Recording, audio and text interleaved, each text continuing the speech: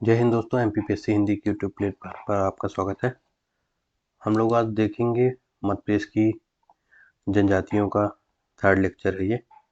ठीक है, मध्य प्रदेश की प्रमुख जनजातियाँ, मध्य प्रदेश की प्रमुख जनजातियाँ, विशेष पिछड़ी जनजाति और घुमंतू जनजातियों के बारे में। ठीक है, घुमंतू जनजातियों के बारे में, जनजाति के कल्याण के लिए योजनाएं हम नेक्स्ट टॉपिक पे देखेंगे, नेक्स्ट वीडियो पे देखेंगे। पहले हम देखेंगे मध्य प्रदेश की प्रमुख जनजातियाँ। ठीक है तो मध्य प्रदेश में लगभग 43 जनजातियां निवास करती हैं और 96 उपजनजातियों का निवास स्थान है। 2011 की जनगणना के अनुसार मध्य प्रदेश में जनजातीय जनसंख्या राज्य की कुल जनसंख्या का 21.1%, 21.09% मध्य प्रदेश में भारत की जनसंख्या का 21.09% जनजातियां मध्य प्रदेश में निवास करती हैं। भारत में अनुसूचित जनजाति की जनसंख्या भी मध्य प्रदेश का सबसे अधिक है। भारत की जनजातीय जनसंख्या में से भारत की अनुसूचित जनजातीय जनसंख्या में से मध्य प्रदेश का स्थान प्रथम है, या सबसे अधिक मध्य प्रदेश में जनजातियां निवास करती हैं। ठीक है ना। इसकी सबसे बड़ी जनजातीय आबादी के कारण राज्य को अनुसूची 5 के अंतर्गत रखा गया है। संविधान की अनुसूची 5 के अंतर्गत रखा गया है। राज्य को 89 जनजातीय ब्लॉकों में विभाजित किया गया है। मध्य प्रदेश में 89 जनजातीय ब्लॉकों में विभाजित किया गया है। ठीक है, मध्य प्रदेश की 3 सबसे बड़ी जनजातियां कौन कौन सी है? भील है, गोंड है, कोल है।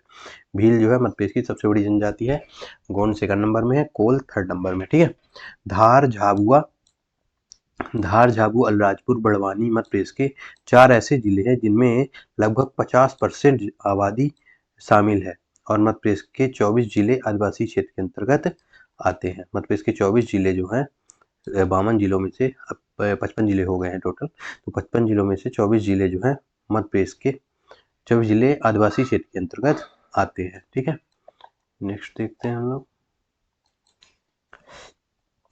भील जनसंख्या के बारे में देखते हैं। तो भील का नामकरण कैसे पड़ा है? भील नाम द्रविड़ भाषा परिवार के अंतर्गत कन्नड़ के बील शब्द से, भील शब्द किसका है? कन्नड़ का है। ठीक है ना, कन्नड़ के बील शब्द से लिया गया है इसका नाम। ठीक है ना, जिसका अर्थ होता है क्या? धनुष होता है। तो भील का अर्थ क्या होता है? बील का अर्थ धनुष होता है। ठीक है, रसेल व हीरालाल ने स्पष्ट किया है कि भील शब्द 600 ईस्वी से उपयोग में आया है। इससे पूर्व इन्हें पुलिंद तथा बनपुत्र कहते थे।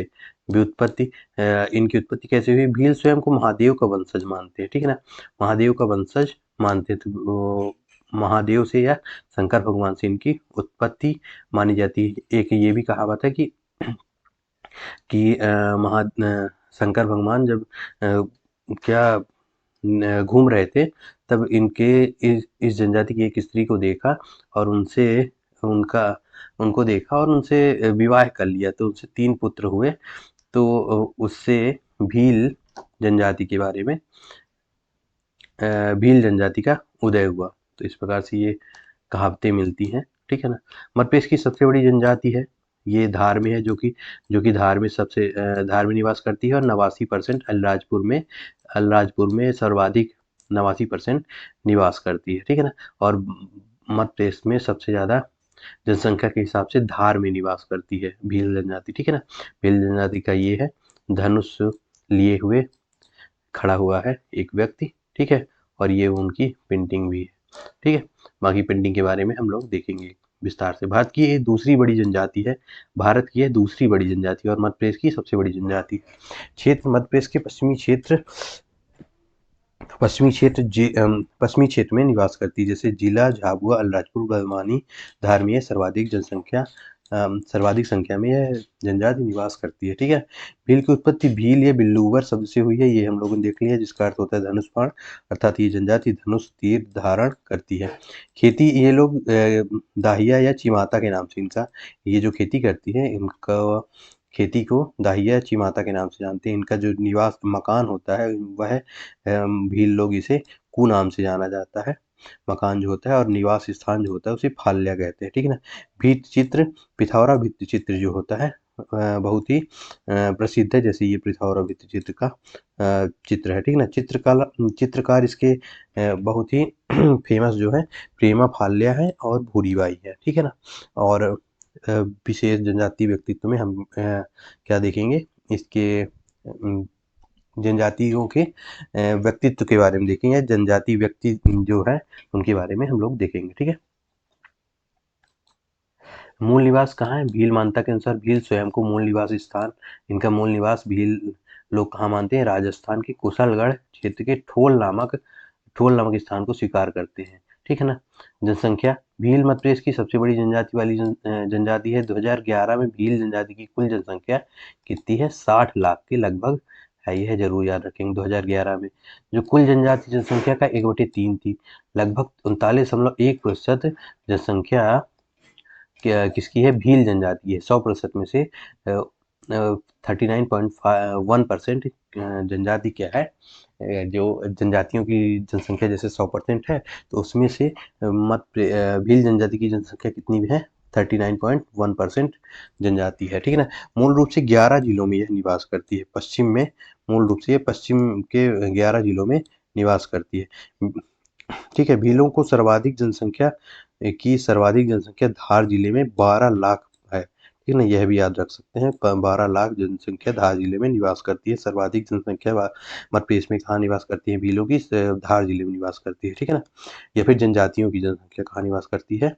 धार जिले में निवास करती है, ठीक है ना। इसके 3 जिले कौन कौन से? बड़वानी, झाबुआ, खरगोन जो है, इसमें 5 लाख से अधिक जनसंख्या भील की निवास करती है, ठीक है। एक देखते हैं इनका रहन सहन और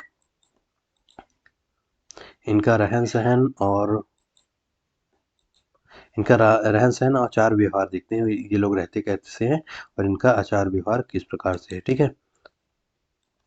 अनाज रखने के लिए बांस से बनी कोठी जिसे कनगी कहते हैं। बांस से बनी कोठी जिसे अनाज रखने के लिए, जैसे यहाँ अभी वर्तमान में क्या होता है, टैंक होते हैं, ड्रम टाइप का होता है, तो उसे और भील जनजाति लोग क्या करते हैं? बांस से बनी कोठी रखते हैं जिसे वह लोग कनगी कहते हैं, ठीक है। उड़ई बांस की बनी विशेष वस्तु है जिसका बाजार से सामान लाने हेतु उपयोग किया जाता है, ठीक है ना। मुहालदा क्या है? बर्तन रखने के लिए लकड़ी का बना माच होता है। मुहालदा जो होता है बर्तन रखने के लिए लकड़ी का बना माच होता है, ठीक है।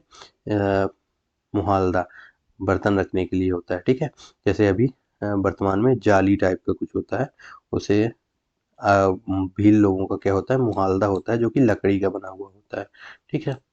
अब वहाँ निवास करती है तो ज़्यादा तो क्या होगा? लकड़ी का ही बनाएंगे, ठीक है। तो और देखते हैं खान पान। तो राबड़ी भीलों का मुख्य भोजन है, ठीक है ना। और मकई की थूली यह खाते हैं। मुख्य भोजन में मकई की थूली होती है। ताड़ी इनका सर्वाधिक प्रिय मौसमी पेय होता है। यह ताड़ी नामक पेय पदार्थ को पीते हैं। चावल का ताड़ी बनता है, ठीक है ना। चावल को पीस करके फिर उसको पानी में भिगो करके ऐसे कुछ खाते हैं, ठीक है। ताड़ी होता है, ठीक है। भील सदैव अपने साथ धनुष बाण रखते हैं। भील सदैव अपने साथ धनुष बाण रखते हैं। भील धनुष को धनली या कामठी भी कहते हैं, ठीक है ना। बाण को बिल्की कहते हैं। बाण का जो तीर होती है, जो ये जो होता है, तो ये जो पार्ट होता है, तो इसे क्या कहते हैं? बिल्की भी कहते हैं भील लोग। एकलव्य भील जाति का कुशल धनुर्धर था। एकलव्य जो थे, है ना, वह भील जाति के थे। उससे वह अपने आप को संबंध बताते हैं भील। और कुशल धनुर्धर थे एकलव्य जो थे, तो द्रोणाचार्य से शिक्षा लिए थे। तो वही है एकलव्य जिन्होंने एक द्रोणाचार्य की मूर्ति बना करके क्या किया था? शिक्षा ग्रहण की थी, ठीक है। और फिर द्रोणाचार्य को अपना अंगूठा क्या दक्षिणा के रूप में दे दिया था, ठीक है। आवास के बारे में देखते हैं। तो भीलों को घर कू कहते हैं। भील पहाड़ी टेकरियों पर झोपड़ियां बनाना पसंद करते हैं। पहाड़ियों पर, टेकरियों पर, ठीक है ना, पर झोपड़ियां बनाना पसंद करते हैं। अपने खेत में झोपड़ियां बनाते हैं। 4 से 5 झोपड़ियों के समूह को फाल्या कहते हैं। कई फाल्या मिलाकर गांव बनते हैं जिसे पाल कहते हैं, ठीक है ना। फाल्या का भी विशिष्ट नाम होता है जिसे फाल्या में जिस फाल्या में पटेल रहता है, पटेल मतलब ग्राम पंचायत का मुखिया जो होता है उसे क्या कहते हैं, पटेल फाल्या कहते हैं। तड़वी फाल्या क्या होते हैं, ये मुस्लिम जाति से इनका संबंध होता है, तड़वी लोगों का, इसलिए तड़वी फाल्या इनके घर को क्या कहते हैं, तड़वी फाल्या कहते हैं। बड़वा फाल्या, और जो बड़वा लोग होते हैं उनके घर के निवास को बड़वा फाल्या कहते हैं। भील जनजाति के ही यह व्यक्ति होते हैं, बड़वा। ठीक है।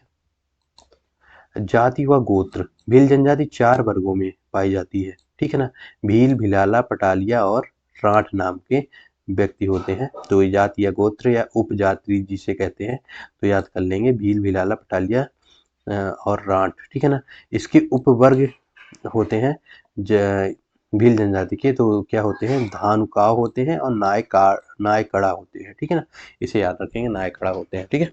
प्रत्येक वर्ग में अनेक जनजातियां पाई जाती हैं। सर्वेक्षण के अनुसार 71 गोत्र में बटे हुए हैं। भील लोग जो है 71 गोत्र में बटे हैं। उदाहरण, आमलया, इमली नहीं खाने वाले भील क्या होते हैं, आमलया कहलाते हैं। ठीक है। अबलया, आंवला नहीं खाने वाले क्या कहलाते हैं, आंवला नहीं खाने वाले, आंवला नहीं खाने वाले क्या कहलाते हैं, अबलया कहलाते हैं। ठीक है। डोडवा क्या कौन कहलाते हैं, मक्की का भुना फल जो खाते हैं, मक्की का, वह जो मक्का होता है उसका भुना फल जो खाते हैं, जैसे मक्का वो जैसे हम लोग भुट्टा खाते हैं तो मक्की का भुआ फल खाते हैं तो उसे डोडवा कहते हैं, वो लोग डोडवा कहते हैं। बरेला किसे कहते हैं, बरेला घास है, ये घास नहीं काटते हैं, तो ये बरेला लोग जो होते हैं घास नहीं काटते हैं। ठीक है ना। मकवाना क्या है, माखन नहीं खाते हैं, मकवाना लोग क्या होते हैं, माखन नहीं खाते हैं, तो उन्हें मकवाना कहते हैं। जो माखन नहीं खाते हैं वह क्या कहलाते हैं, मकवाना कहते हैं। तो इनकी बोली कौन सी है, बोली वर्तमान में जिस बोली का उपयोग करते हैं उसे भीली कहते हैं। भील लोग भीली भाषा का ही उपयोग करते हैं। भीली भाषा में इंडो आर्यन परिवार की बोली है। भीली भाषा जो है इंडो आर्यन परिवार की बोली है, जिसमें राजस्थान मराठी व गुजराती के समुच्चत शब्द समाहित है। ठीक है ना, तो इसमें राजस्थानी, मराठी और गुजराती के शब्द इसमें समाहित है। ठीक है ना, इनकी जो भील भाषा जो है तो उसमें क्या है, राजस्थानी और मराठी शब्दों के भी कुछ शब्द परिलक्षित होते हैं, दिखाई देते हैं। तो जन्म संस्कार के बारे में देखते हैं हम लोग, जन्म संस्कार के बारे में देखते हैं। तो जन्म संस्कार क्या है, जन्म के 7वें दिन प्रसूता को हल्दी लगाकर स्नान कराया जाता है, जिसे सांता कहा जाता है। ठीक है, जिसे क्या कहा जाता है, सांता कहा जाता है, जिसे सांता कहा जाता है। जन्म के 7वें दिन प्रसूता को हल्दी लगाया जाता है, तो जिसे क्या कहा जाता है, सांता कहा जाता है। सूरज पूजा के दिन भील घर की दहलीज पर पाट बनाकर उस पर मकई का ढेर लगाते हैं, जिस पर बच्चों को सुलाया जाता है। इसे पहाड़ ढारना या डोंगर ढलवाई कहते हैं। तो इसमें क्या होता है कि जो भील लोग होते हैं वह भील लोग जो होते हैं तो घर की दहलीज पर क्या करते हैं, मक्के का जो मक्का होता है उसका पहाड़ बना देते हैं और फिर उसमें बच्चे को सुला दिया जाता है। तो फिर बच्चा जो होता है उसको क्या करता है, बिखेर देता है, तो उसे क्या कहते हैं, पहाड़ ढारना या फिर डोंगर ढलाई कहा जाता है। पहाड़ ढारना या डोंगर ढलाई कहा जाता है। ठीक है, याद देख लेंगे। दाम देना क्या है, तो दाम देना देखते हैं। जब बालक 12 वर्ष का हो जाता है, तो उसे के दाहिने हाथ की भुजा और कलाई पर तपता हुआ तीर दागा जाता है। इसमें क्या होता है कि जब बच्चा 12 वर्ष का हो जाता है तो भील जनजाति में तपता हुआ तीर या फिर तपता हुआ तीर जो होता है कांधे पे दागा जाता है, जिसे क्या कहते हैं, दाम देना कहते हैं। ठीक है ना, या फिर तपता हुआ तीर या फिर लोहा जो होता है उसे तपता हुआ बाजू पे क्या करते हैं, दाग देते हैं, जिससे क्या होता है, जिसे दाम देना कहा जाता है। ठीक है, नेक्स्ट देखते हैं, विवाह प्रथाएं देखते हैं। तो विवाह प्रथाएं क्या है, भील जनजाति में विवाह प्रथाएं क्या है, मंगनी के बारे में देखते हैं। तो मंगनी अर्थात मंगनी कराने वाला भाज गंजिया कहलाता है। जो मंगनी कराता है उसे क्या कहते हैं, भाज गंजिया कहते हैं। अर्थात जो मिडिल का व्यक्ति होता है, जो बीच का व्यक्ति होता है, जो एक दूसरे को मिलाता है, लड़के पक्ष को और लड़की पक्ष को मिलाता है, उसे क्या कहते हैं, भाज गंजिया कहा जाता है। तो मंगनी उसे तो उसे मंगनी भी, तो फिर उससे क्या होता है, मंगनी होती है, ठीक है। तो और उसे भाजगंजिया कहलाता है, कहा जाता है, ठीक है। बधू मूल्य दापा, बधू मूल्य दापा क्या है, लड़की वाले को दिया जाने वाला दहेज क्या कहलाता है, दापा या क्या कहलाता है, दापा या दापा प्रथा कहलाता है, या फिर बधू मूल कहलाता है। होता है जैसे अ, अभी वर्तमान में या फिर अन्य लोगों में क्या होता है, अन्य लोगों में क्या होता है कि व्यक्ति जो है तो लड़की वाले लड़के वालों को देते हैं दहेज स्वरूप कुछ भी, या धन देते हैं। तो इनमें क्या होता है, भील जनजाति में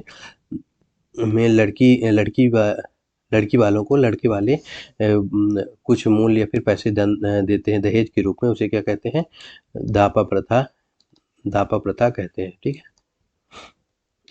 उसे क्या कहते हैं, दापा प्रथा कहते हैं।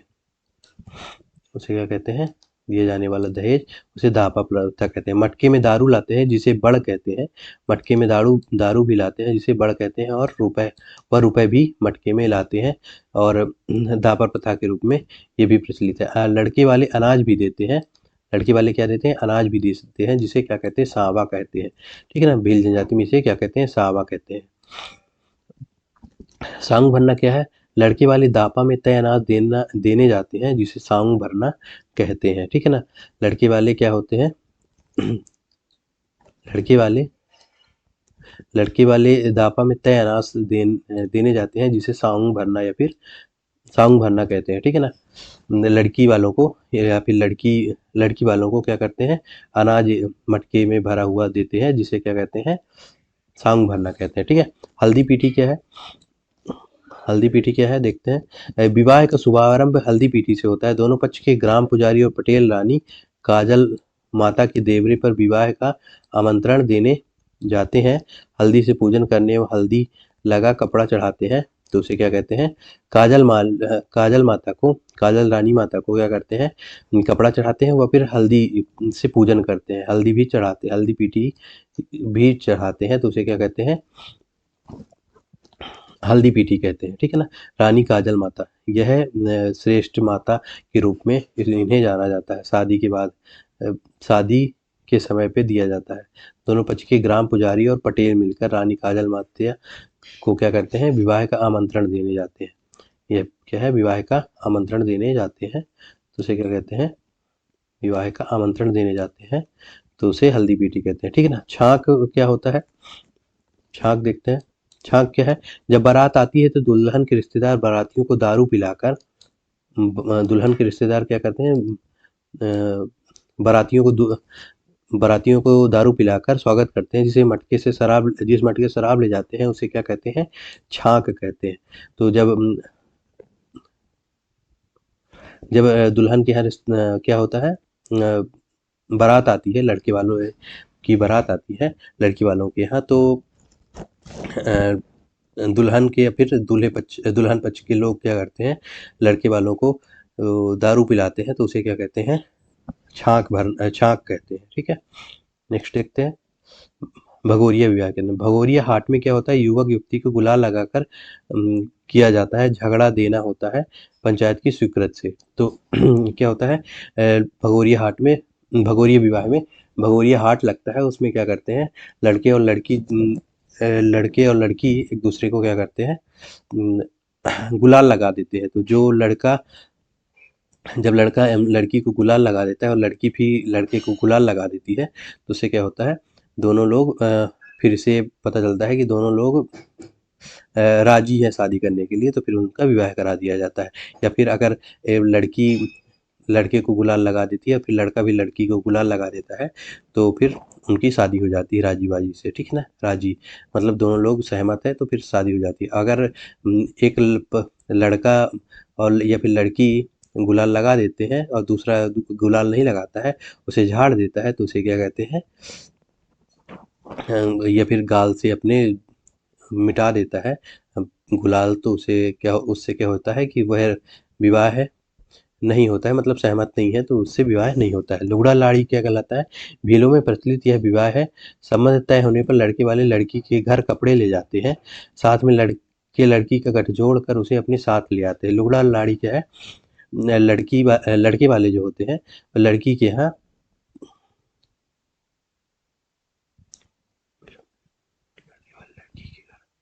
लड़के वाले क्या करते हैं, लड़की के घर में कपड़े लेकर जाते हैं और लड़की को साथ में ही लेकर चले आते हैं, तो उसे क्या कहते हैं, लुगड़ा लाड़ी कहते हैं। ठीक है ना, लड़की को साथ में ले आना मतलब लुगड़ा लाड़ी।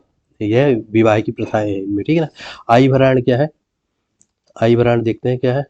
आर्थिक स्थिति खराब होने पर यदि विवाह नहीं होता है तो लड़की घर में जाकर बैठ जाती है, तो इसे क्या कहते हैं, आर्थिक स्थिति खराब होने पर यदि विवाह नहीं होता है तो लड़की घर में जाकर बैठ जाती है। यदि आर्थिक स्थिति खराब है एक पक्ष की और दूसरे घर में वह जाकर के किसी भी घर में लड़के के घर में वह बैठ जाती है तो वह उसका विवाह करा दिया जाता है।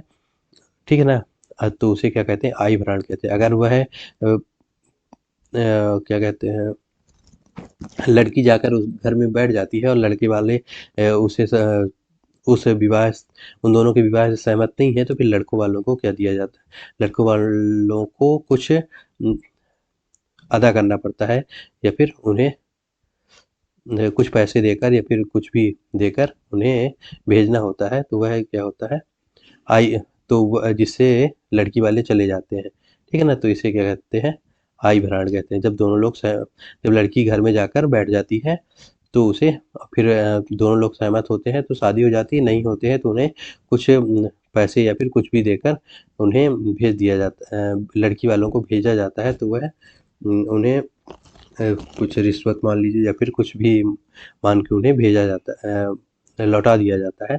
उसे क्या कहते हैं, आय भराण कहते हैं। धारणा विवाह क्या है, दूसरी शादी के पर्याय में प्रयोग किया जाता है। जब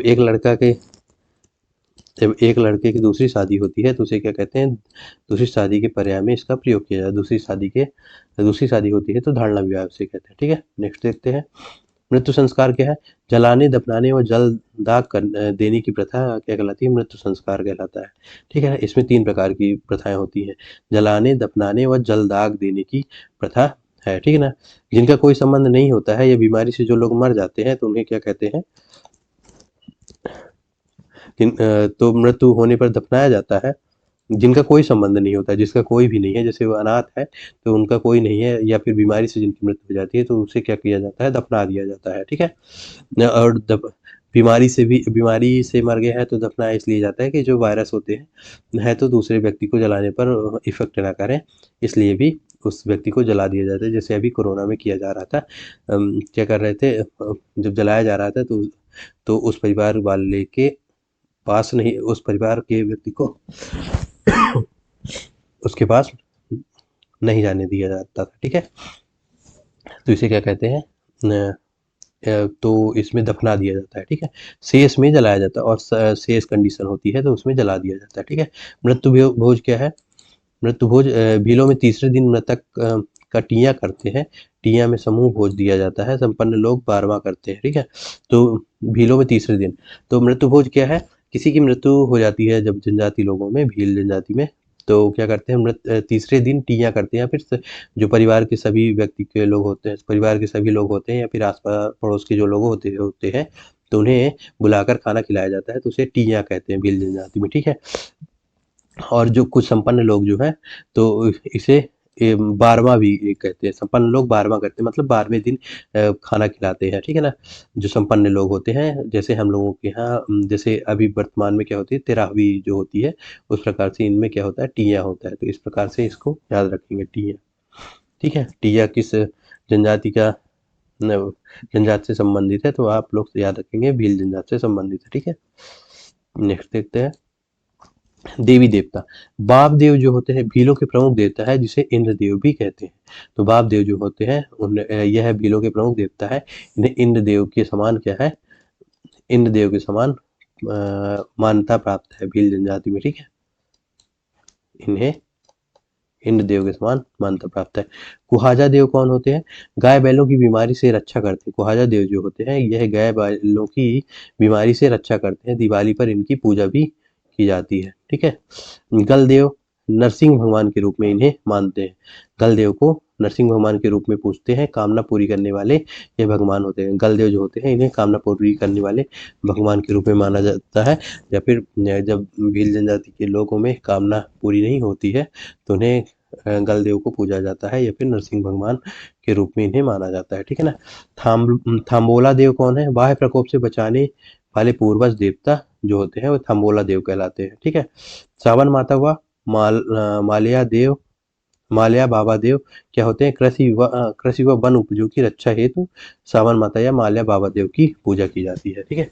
और बाह्य प्रकोप से बचने के लिए थाम्बोला देव की पूजा की जाती है। ठीक है। थाम्बोला देव की पूजा की जाती है। पर्व त्योहार कौन कौन से इनमें मनाए जाते हैं? भगोरिया पर्व आप लोगों को पता ही है।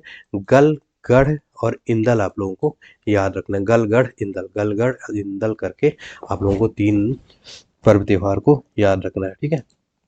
भगोरिया पर्व के बारे में देखते हैं तो होली के 1 सप्ताह पूर्व फागुन के अंतिम सप्ताह में क्या किया जाता है? फागुन के अंतिम सप्ताह में भगोरिया पर्व का आयोजन किया जाता है। ठीक है ना। तो होली के 1 सप्ताह पूर्व से यह मनाना शुरू हो जाता है भगोरिया का पर्व। ठीक है। और होली के दिन तक मनाया जाता है, जो कि फागुन माह में अंतिम सप्ताह में मनाया जाता है। ठीक है। 1 सप्ताह तक यह त्योहार मनाया जाता है, इसे जरूर याद रखेंगे भगोरिया। इसी में भगोरिया हाट लगता है और भगोरिया पर्व भी मनाया जाता है और भगोरिया विवाह भी होता है। ठीक है। तो इसमें से 3 चीजें जुड़ी हुई हैं। भगोरिया के 1 सप्ताह पूर्व जो हाट लगाते हैं उन्हें तिहवारिया हाट कहते हैं। जो भगोरिया लोग ये भील लोग जो भगोरिया पर्व में 1 सप्ताह पूर्व से जो क्या लगाते हैं? हाट लगाते हैं, या फिर भगोरिया हाट जो लगता है तो उसे क्या कहते हैं? तिहवारिया हाट वो लोग कहते हैं। ठीक है। इसके 3 भाग होते हैं, गुलालिया, गोल गधेड़ो, उजाड़िया। ठीक है ना। इसके 3 भाग होते हैं। गुलालिया क्या है? गुलालिया प्रारंभिक 2 दिन जो होता है, तो गुलालिया के रूप में जैसे ये 7 दिन का होता है, तो 2 दिन प्रारंभिक 2 दिन क्या होता है? गुलालिया कहलाता है। ठीक है ना। जिसमें विवाह के इच्छुक युवक युवती अपनी पसंद की युवती को गुलाल लगाकर अपने प्रेम का प्रदर्शन करते हैं। ठीक है। तो उसे 2 दिन गुलाल लगाकर क्या करते हैं? भगोरिया पर्व को मनाते हैं। ठीक है। और गोल गधेड़ों के होता है 3 दिन जो होते हैं, तो इसमें 3 दिन गोल गधेड़ो उत्सव मनाया जाता है, जिसमें क्या होते हैं? ये युवक युवतियों के समूह चारों ओर से घेरे रहती है। युवक अपनी पसंद की युवती को लेकर भाग जाता है। तो इसमें क्या होता है? युवती जो होती हैं, तो युवतियां जो होती हैं वह युवतियां जो होती हैं वह समूह में बैठी होती हैं, और युवक क्या करता है? जो भी लड़का होता है वह अपनी पसंद की लड़की को वहां से भगा ले जाता है, तो उसे क्या कहते हैं? गोल गधेड़ो विवाह कहते हैं। भील जनजाति में यह प्रचलित है। ठीक है। तो युवती को अपनी पसंद की युवती को भगा कर ले जाना उसे गोल गधेड़ो कहते हैं। गधेड़ो में आप लोगों को समझ में आ रहा होगा कि भागने जैसी प्रथा का प्रचलन किया जाता है। 3 दिन इसको मनाया जाता है, गोल गधेड़ो। उजाड़िया क्या होता है? अंतिम 2 दिन जिसमें बाजार से आवश्यक वस्तुएं खरीदते हैं। ठीक है ना। भगोरिया हाट से तिहवारिया हाट जिसे कहते हैं, तो वहां से 2 दिन वस्तुएं खरीदते हैं, तो उसे क्या कहते हैं? भगोरिया हाट कहते हैं। ठीक है। भगोरिया हाट कहते हैं, जिसे अंतिम 2 दिन को उजाड़िया के रूप में जाना जाता है। ठीक है। नेक्स्ट देखते हैं गल। तो गल क्या है? झाबुआ के आसपास प्रचलित होली के दूसरे दिन मनाया जाता है गल। गल जो होता है होली के दूसरे दिन इसे मनाया जाता है झाबुआ के आसपास के क्षेत्र में। ठीक है ना। गल नरसिंह भगवान का स्वरूप है जो हर मनोकामना पूरी करते हैं। ठीक है ना। गल जो होते हैं हर मनोकामना पूरी करते हैं, इसलिए भील गल देवता को पितृदेव भी मानते हैं। तो गल जो होते हैं उनके पितृदेव हैं। जैसे अभी कुछ लोगों के बाबा साहब ऐसे कुछ करके ब्रह्म बाबा, इनको जो क्या कहते हैं? पितृदेव के रूप में मानते हैं, उनकी पूजा की जाती है। तो भील लोग क्या करते हैं? गल देवता को अपना क्या मानते हैं? पितृदेव के रूप में संज्ञा दी जाती है, फिर पितृदेव मानते हैं। ठीक है। ये हो गए पितृदेव। गढ़ क्या होते हैं? खंबा गाड़ कर तेल लगाया जाता है, उस पर चढ़ने का प्रयास किया जाता है। तो होली के 12वें और 13वें दिन यह आयोजन किया जाता है, तो इसे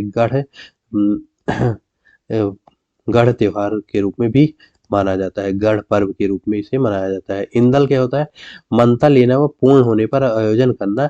मन्नता लेना मतलब मन्नत मांगना व पूर्ण होने पर आयोजन करना।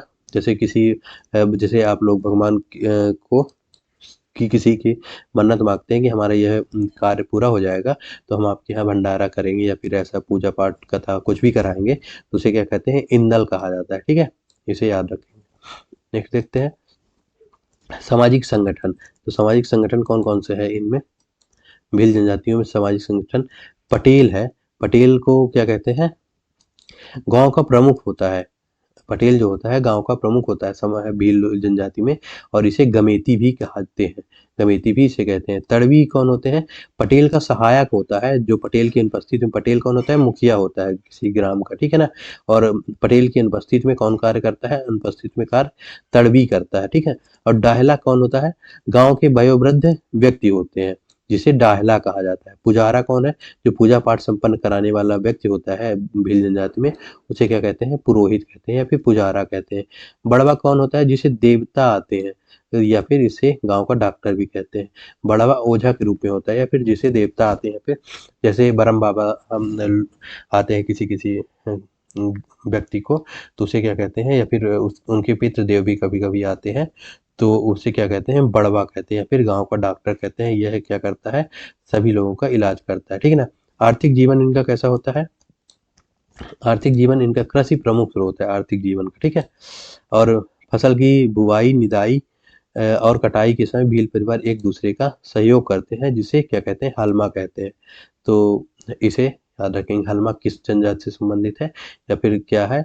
तो क्या है? बुवाई, निदाई और कटाई के समय भील परिवार एक दूसरे का सहयोग करते हैं, उसे क्या कहते हैं? हलमा कहते हैं। इनके द्वारा दजिया या चिमाता कृषि की जाती है। भील जनजाति के द्वारा क्या किया जाता है? दजिया या चिमाता कृषि भी की जाती है, ठीक है। भीलों में 53% कृषि करते हैं। भील जनजाति का जो के लोग हैं, उनमें से 53% लोग क्या करते हैं? कृषि कार्य करते हैं, ठीक है। नृत्य इन जनजातियों में कौन सा प्रचलित है?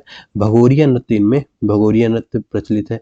जैसे भगोरिया नृत्य, भगोरिया हाट, ठीक है, भगोरिया पर्व, तो यह सब भगोरिया उसी में उससे संबंधित है। भगोरिया पर्व के समय ही, होली के समय इस भगोरिया नृत्य का आयोजन किया जाता है। भगोरिया हाट या फिर डोडिया नाच। डोडिया नृत्य क्या है? भगोरिया हाट में जब युवक युवतियों को आमने सामने खड़े होकर और भिन्न प्रकार से अंग संचालन करते हुए आगे पीछे होते हैं, तो उसे क्या कहते हैं? डोडिया नृत्य कहते हैं। भगोरिया हाट में ही यह नृत्य किया जाता है, डोडिया नाट, ठीक है, डोडिया नृत्य। गहर क्या है? होली के अवसर पर यह नृत्य किया जाता है, गहर, ठीक ना। तो भगोरिया, डोडिया, गहर और वीरवल्या ग्वालिया जो होता है एक धार्मिक नृत्य है, जो नवरात्रि में आयोजित किया जाता है।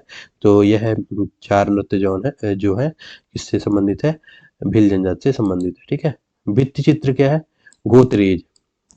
भील दीवारों पर गाय, बैल, सर्प, आम्रवृक्ष, शेर आदि के अलंकरण करते हैं, जिसे क्या कहते हैं? गोत्रेज कहते हैं। भित्ति चित्र, भित्ति चित्र भी कहा, भित्ति चित्र होते हैं, ठीक है। गोत्रेज भीलों द्वारा गाय, बैल, सर्प, आम वृक्ष, शेर आदि के दीवारों पे क्या किए जाते हैं? अलंकरण किए जाते हैं, तो उसे क्या कहते हैं? भित्ति चित्र कहते हैं, ठीक है ना। पिथौरा क्या है? दीवार, ये पिथौरा आ भी चुका है ना एमपीएससी में, तो इसे जरूर याद रखेंगे। दीवार पर बनाए जाते हैं, बनाने वाले को लिखिंद्रा कहते हैं। प्रेमा फाल्या जो है अद्वितीय लिखिंद्रा है, ठीक है। लिखिंद्रा जो होते हैं, तो लिखिंद्रा, इसमें क्या किया जाता है? घोड़े का चित्रांकन किया जाता है दीवार पर या फिर किसी भी इसमें लिखिंद्रा कहलाते हैं जो लोग ये घोड़े का चित्र बनाते हैं। उसमें इस पिथौरा में एक घोड़े का चित्र बनाया जाता है। और प्रेमा फाल्या जी जो है एक अद्वितीय लिखिंद्रा है, मतलब ये इसके चित्रकार है पिथौरा भित्ति चित्र के, ठीक है। नेक्स्ट देखते हैं उपजातियां कौन है। पहले भील और राजपूतों में विवाह संबंध होते थे, इसी से भिलाला जाति का उद्भव हुआ है, ठीक है ना। उपजाति कौन कौन सी है? भील जनजाति, भिलाला है, ठीक है ना। भिलाला जो है उप जनजाति है। पहले भील और राजपूतों में विवाह संबंध होते थे, तो उससे क्या हुआ? भील और राजपूतों में तो भिलाला जाति का उद्भव हुआ था इससे। औरंगजेब के काल में कुछ भील इस्लाम धर्म भी अपनाए, तो ये कौन कहलाए? तड़वी भील कहलाए। तो तड़वी भील कौन होते हैं? मुस्लिम लोग होते हैं, ठीक है, मुस्लिम लोग होते हैं। तो औरंगजेब के काल से इन लोगों ने क्या किया? इस्लाम धर्म को अपना लिया। भील, भैलाला, बरेला, पटालिया, राथियास, बेगास, उमड़ी जो होते हैं भील की उप जनजातियां हैं। दास प्रथा उन्मूलन अभियान, भीलों में दहेज को समाप्त करने के लिए दापा के उन्मूलन हेतु अक्टूबर 2016 में साथीदार अभियान का आयोजन किया गया या फिर प्रारंभ किया गया, जिसे क्या कहते हैं, दास प्रथा उन्मूलन या फिर दापा प्रथा साथीदार अभियान। इसे जरूर याद रखेंगे। साथीदार अभियान किससे संबंधित है? भील जनजाति से संबंधित है साथीदार अभियान। और यह कब शुरू हुआ? 2016 में शुरू हुआ। ठीक, इसको ऐसे याद कर लेंगे। ठीक है, बस ये पूरा हो गया। अब कौन जनजाति हम नेक्स्ट वीडियो पे देखते हैं। धन्यवाद।